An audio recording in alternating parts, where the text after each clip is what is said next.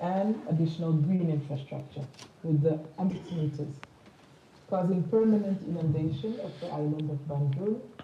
Compounded flood risks means storm surges get added on to coastal flooding, losing about 400 meters of the coastline, and making sure that there is permanent system degradation and forced displacement of populations that would not have been prepared.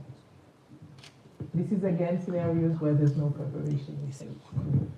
This is where we reach the forced retreat and think of millions of people having to be forcibly displaced from Banjul with no preparation.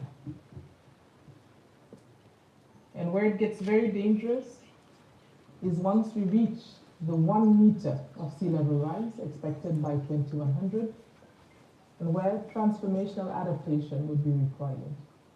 And I don't want you to see red, I want you to see opportunity here.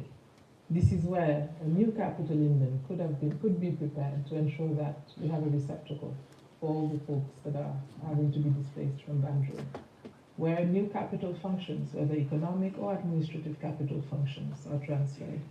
And we see a thriving new hubs of growth already prepared, new lands tilled to welcome the different communities which will have to be leaving Banjul to settle inland. So folks, there's two futures ahead. The red burning embers or the green prepared. Which one is it going to be for the Gambia? What the CCDR estimates further is how much money all this is going to cost. We've heard from Honorable Minister of Finance, Mr. Keita, that the numbers are large. By 2030, 1.8 billion are going to be required. By 2040, 3 billion are going to be required. And by 2050, once we hit that threshold of having to relocate Banjul, we would need 8 billion to be able to achieve all of this work. It looks daunting. We say it's mission possible because it also means we have quite some time to get these levels of financing in place. Leveraging the private sector will be essential. Currently, 0.1% of climate financing emanates from the private sector, and I'm really delighted to have so many representatives from the private sector in the room.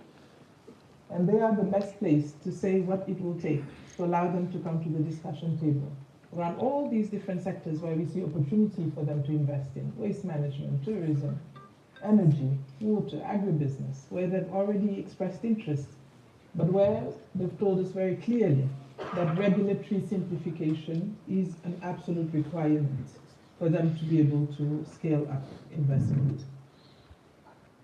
There's lots of actions in place which are signaling the way forward. The Gambia has a climate finance directorate, where directors sitting in the room. There are already in place risk financing instruments deployed by the Ministry of Finance, including deferred catastrophe bonds, microinsurance, public-private partnerships, and they all signal important steps